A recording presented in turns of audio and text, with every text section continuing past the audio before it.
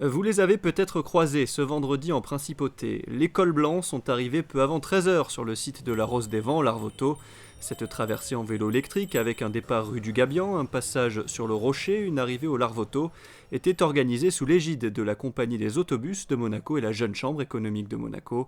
Le but de cet événement, montrer que le vélo électrique est un moyen de transport pratique, un service offert par la CAM, accessible sur inscription et surtout en plein développement.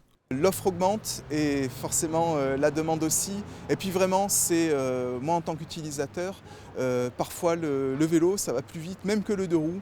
On se faufile mieux, il n'y a pas à s'équiper, c'est vraiment facile. Et c'est sans effort parce que le calibrage du moteur électrique est vraiment idéalement conçu pour la Principauté de Monaco et ses fortes déclivités qu'on connaît tous, mais c'est sans souffrance.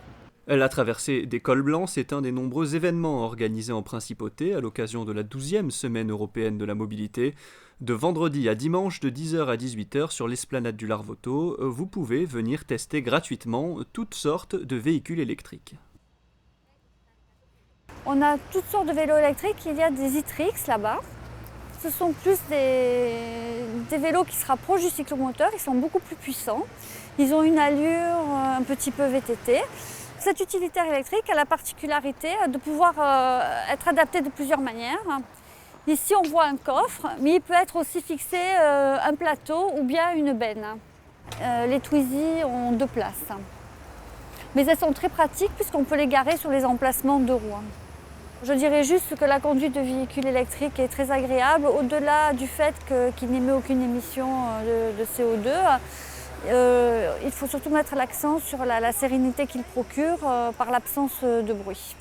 Et enfin, la Fisker Karma, c'est une voiture électrique rechargeable qu'on appelle aussi plug-in, c'est-à-dire qu'elle peut fonctionner à l'électricité pure et que le moteur thermique prend le relais lorsqu'elle n'a plus d'autonomie. En moyenne, ces véhicules ont une autonomie de 80 km, des prises de recharge sont présentes dans tous les parkings publics. La semaine de la mobilité se poursuit ce week-end en Principauté avec des jeux ludo-éducatifs sur la mobilité douce. Dimanche, l'avenue Princesse Grasse sera réservée aux vélos, trottinettes ou rollers de 10h à 18h. Et enfin, toujours dimanche à 14h, vous pourrez assister à un spectacle de freeride.